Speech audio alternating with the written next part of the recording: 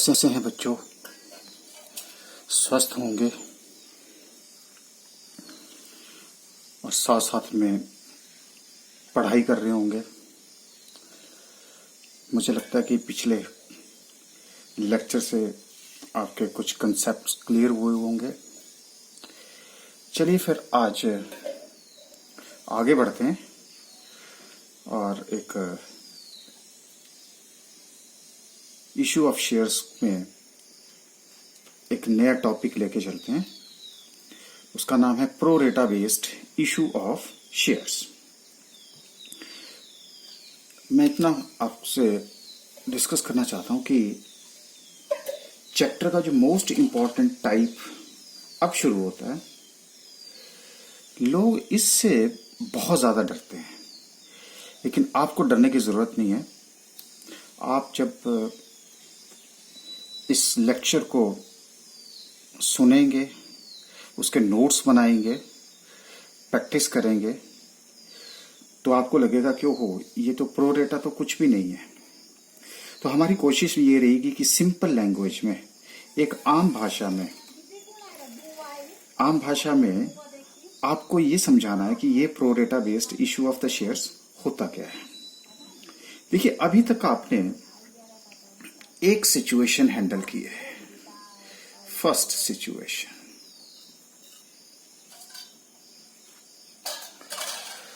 और वो सिचुएशन क्या थी? आपने जितने शेयर्स के लिए एप्लीकेशंस मांगी, आपको सिर्फ उतने ही शेयर्स मिले, उतने ही लोगों ने अप्लाई किया। इसका मतलब है कि जितने शेयर्स के लिए आपने ऑफर किया, शेयर्स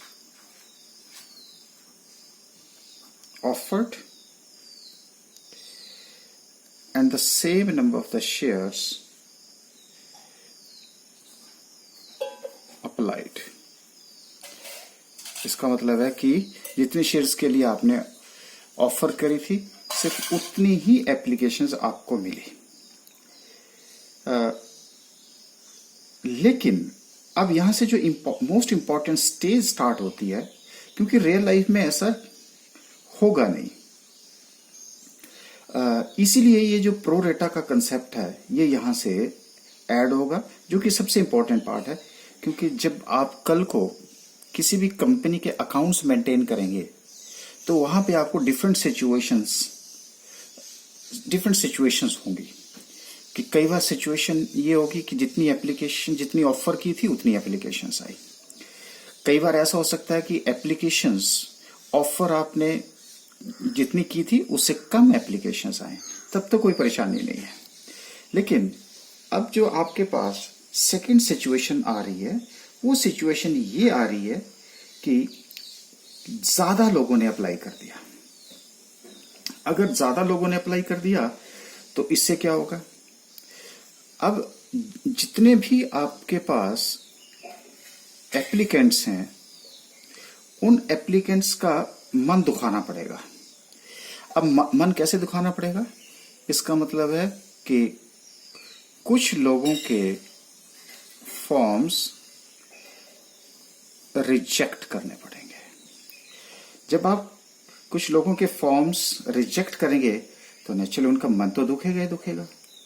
बस जैसे ही मन दुखाने वाली बात आएगी, वहीं पे समझ लीजिए कि प्रो रेटा का कंसेप्ट ऐड हो गया। अब अगर ये कंसेप्ट ऐड हो गया, तो इसको समझने के लिए, जैसे मैंने कहा कि प्रो रेटा का जैसे ही आपको एग्जाम में क्वेश्चन आता है, तो लोग कहते हैं वो प्रो रेटा का क्वेश्चन आ गया तो कांपना शुरू कर देते हैं। तो आपको नहीं ऐसा करना है। आप नाम से, जैसे मैंने कहा कि नाम से डरते हैं, तो आपने नाम से नहीं डरना है। देखिए, इसको अगर मैं एक सिंपल बात कहूं कि आज मेरे पास 10 पेन है, मेरी दुकान है, मैं 10 पेन लेकर के बैठा हूं, लेकिन लोग मेरे से 15 पेन मांग रहे हैं। अरे भाई, जब मेरे पास 10 पेन है तो मैं 15 कैसे दे सकता हूं? बस वही बात है। अब वो जो 15 पेन है, अब लोग 15 मांग रहे हैं, मेरे पास 10 हैं, तो इस सिचुएशन को मैं कैसे टैकल करूंगा? बस इसका मतलब है कि लोग 15 पेन अगर मांग रहे हैं तो 5 लोगों का मन तो मेरे को दुखाना पड़ेगा ना। बस यहीं से ये जो प्रोरेटा कंसेप्ट स्टार्ट हो जाता है, इसको जिसको कि हम सिंपल लैंग्वेज में लें।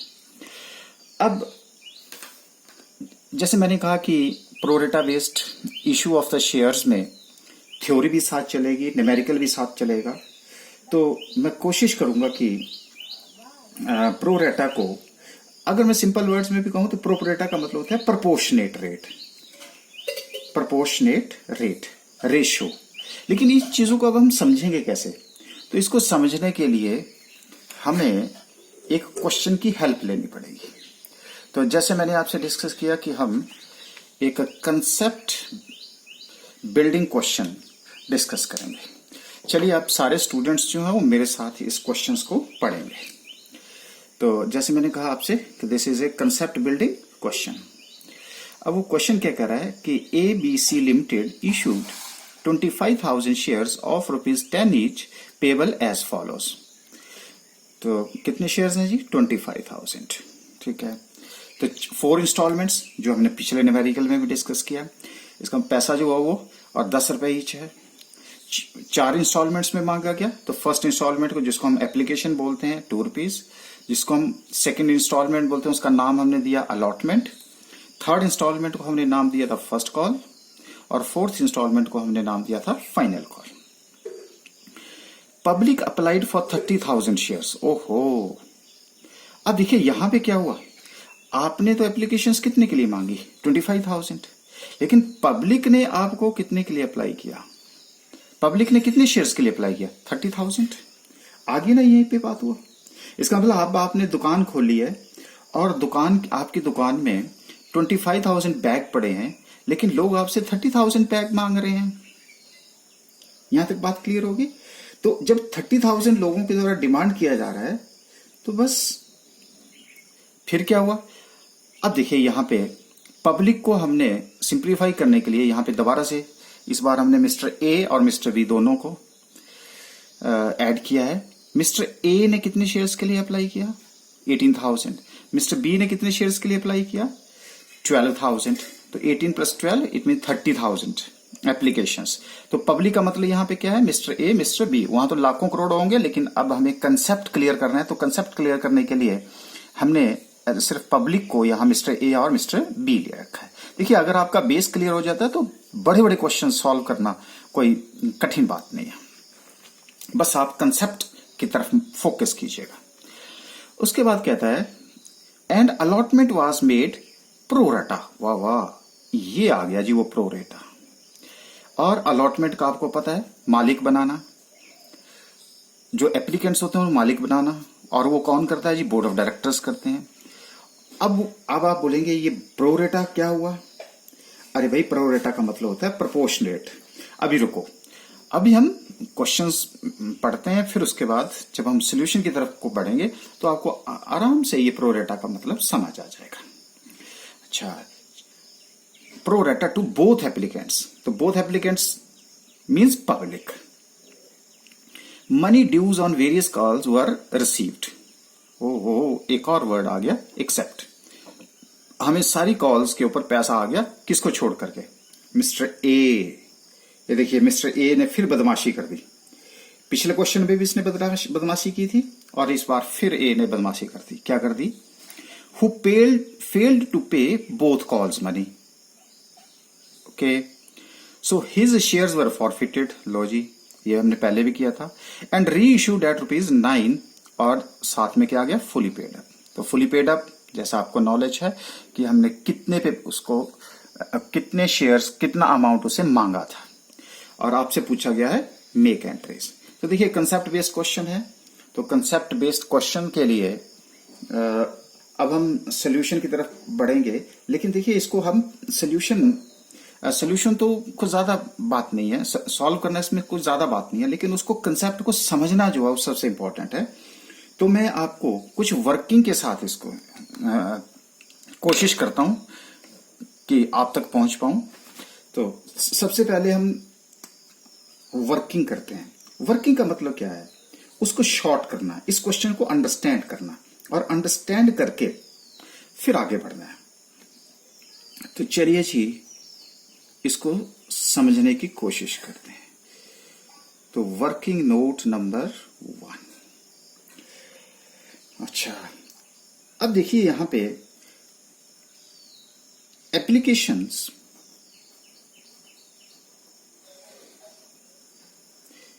कितने शेयर्स के लिए एप्लीकेशंस मांगी जी? 30,000 शेयर्स के लिए। सॉरी, आपको एप्लीकेशंस कितनी आई? 30,000 के लिए। लेकिन आपने कितने शेयर होल्डर्स को मालिक बनाया या बनाओगे? 25,000। मैं दोबारा से रिपीट करता हूं कि आपने 25,000 शेयर्स के लिए एप्लीकेशंस मांगी, लेकिन आपके पास जो एप्लीकेशंस आई वो 30,000 शेयर्स के लिए आई। ठीक है जी, मैं इसको लॉक कर देता हूं। लॉक इसलिए कर रहा हूं क्योंकि अब यहां पब्लिक कौन है, किसने कितने शेयर्स दिए हैं। तो पब्लिक को मैं मान लेता हूं, ये ए है और ये बी है। अच्छा, अब ए ने कितने शेयर्स के लिए अप्लाई किया? 18,000 शेयर्स के लिए। बी ने कितने शेयर्स के लिए अप्लाई किया? 12,000 के लिए। ठीक है जी। अच्छा, अब क्वेश्चन राइज होता है कि एप्लीकेशंस आपके पास 30 की आई, अलॉटमेंट कितने की करनी है? 25,000। इनके आपके पास माल पड़ा है 25,000 शेयर्स का, लेकिन जो कस्टमर्स हैं वो कितने हैं जी? 30,000 हैं।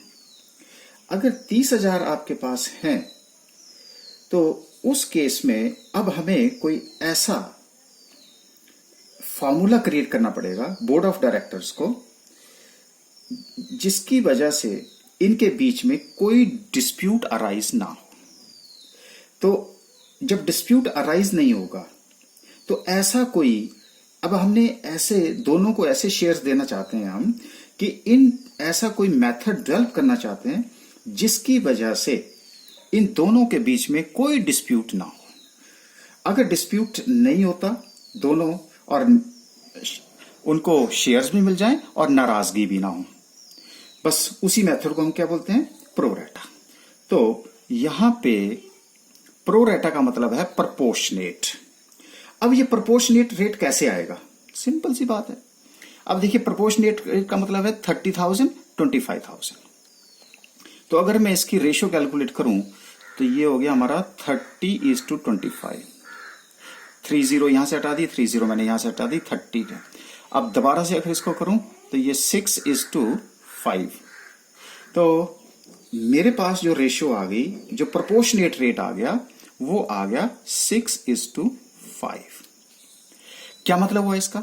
इसका मतलब है कि एक एप्लीकेंट जिसने 6 शेयर्स के लिए अप्लाई किया उसको हम 5 दे देंगे, और सभी शेयर होल्डर्स के साथ हम ऐसा ही बर्ताव करने वाले हैं। बस इसी को हम क्या बोलते हैं? Pro rata.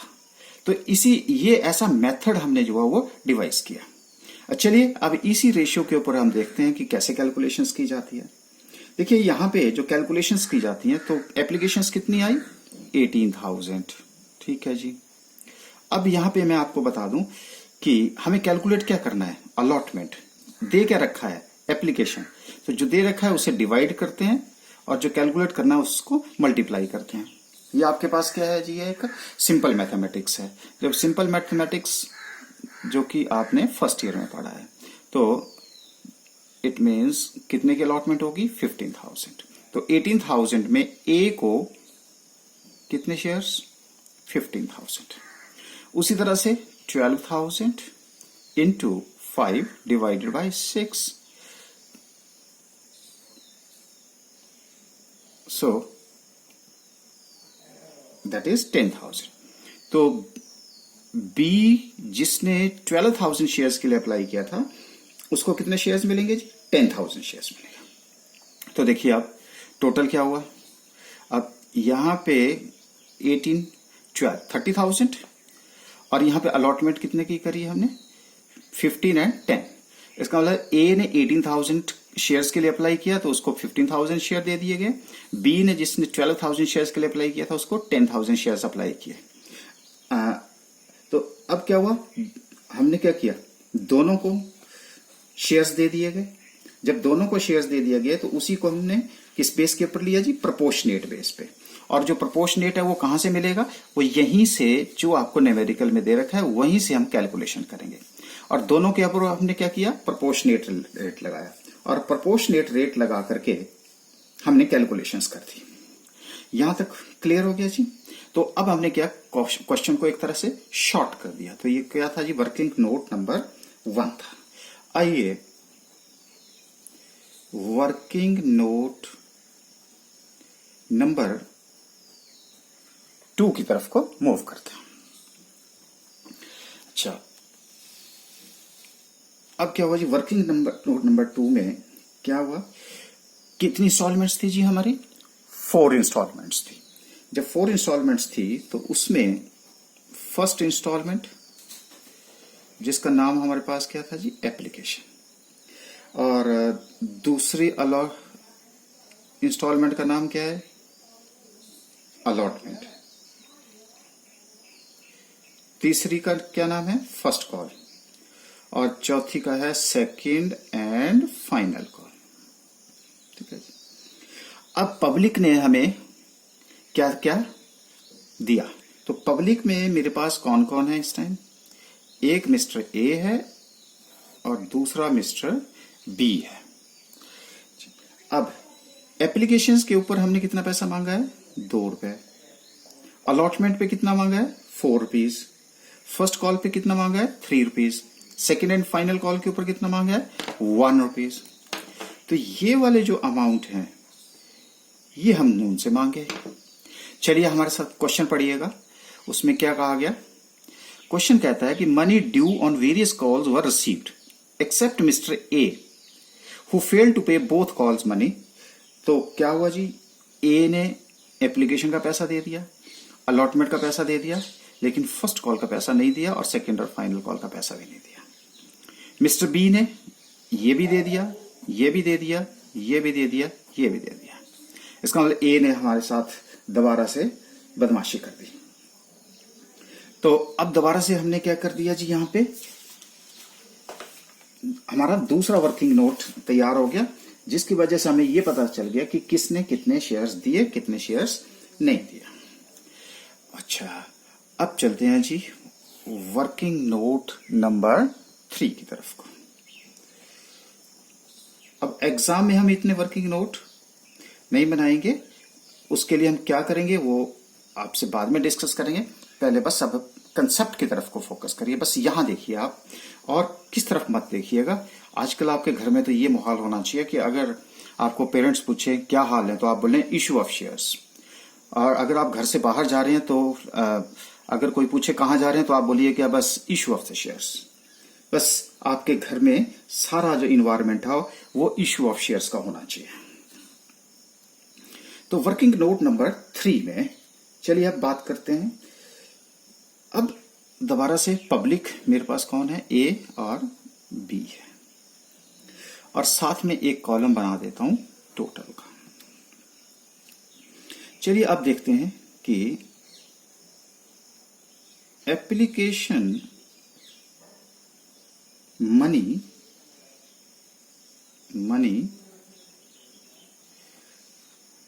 Received,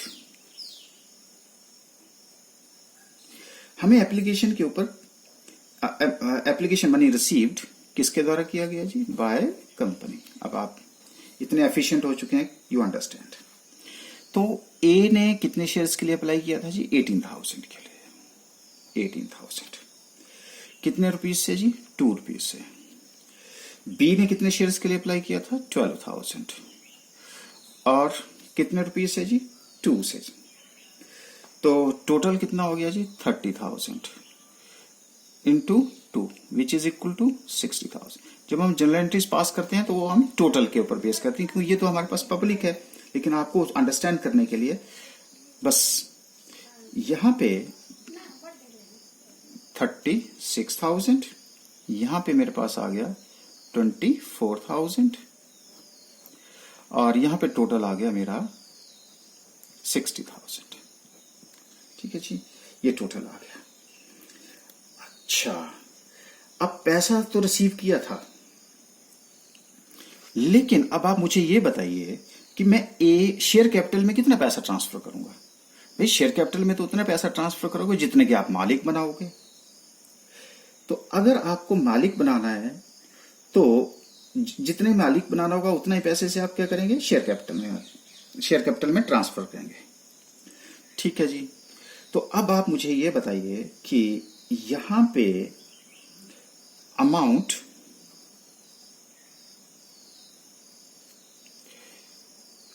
transferred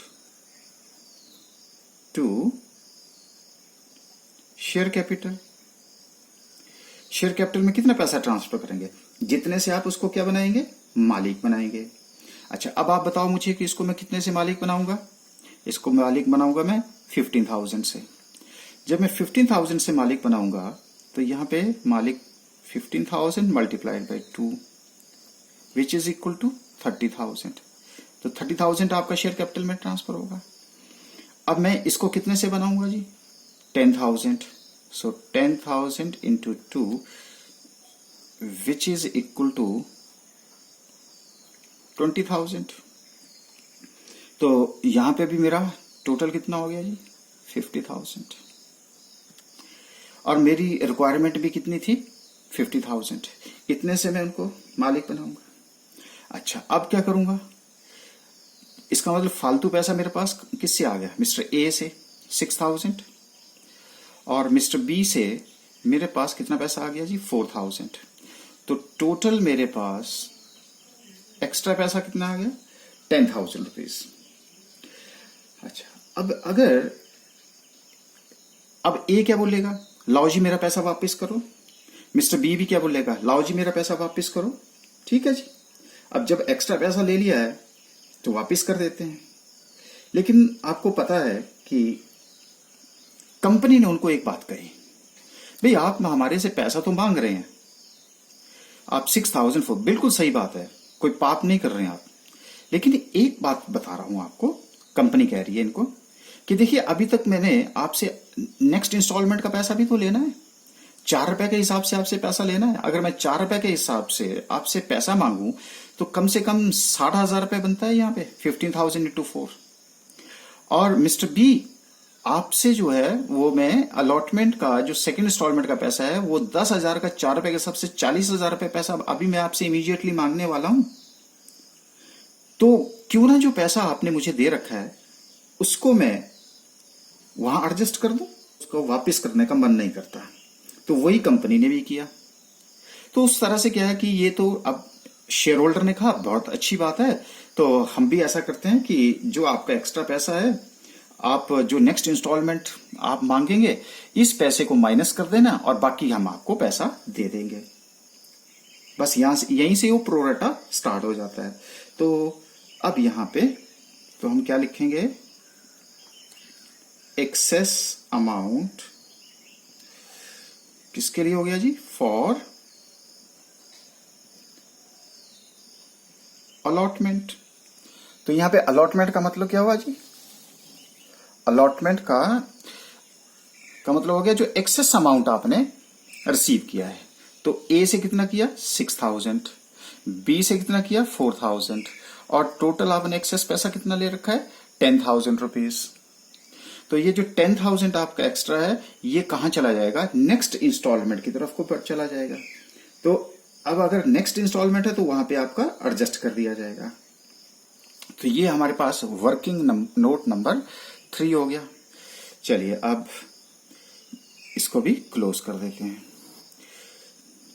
working note number 4। Okay, अब देखिए यहां पे दोबारा से मिस्टर ए और ये मिस्टर बी और ये टोटल अमाउंट। ये तो जनरल एंट्री जब हम पास करेंगे तो टोटल से ही करेंगे, ए एंड बी। अच्छा, अब इतना सा तो आपको पता है कि जो नेक्स्ट वर्किंग है वो होगी अमाउंट,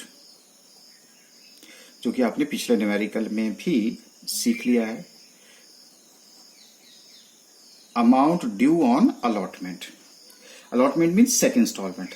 सेकेंड इंस्टॉलमेंट के ऊपर ए से बताइए, क्या मैं 18,000 के ऊपर मांगूंगा? क्यों मांगूंगा 18,000 के ऊपर? क्योंकि मैंने तो मालिक उसको कितने से बनाया? 15,000 से। तो मैं 15,000 के ऊपर ही उससे पैसा डिमांड करूंगे। तो कंपनी डिमांड करेगी 15,000 शेयर्स के ऊपर at the rate of ₹4। B को कितने से मालिक बनाया? 10,000 से। तो 10,000 से ही 10,000 शेयर्स के ऊपर ही ₹4 अलॉटमेंट का पैसा है।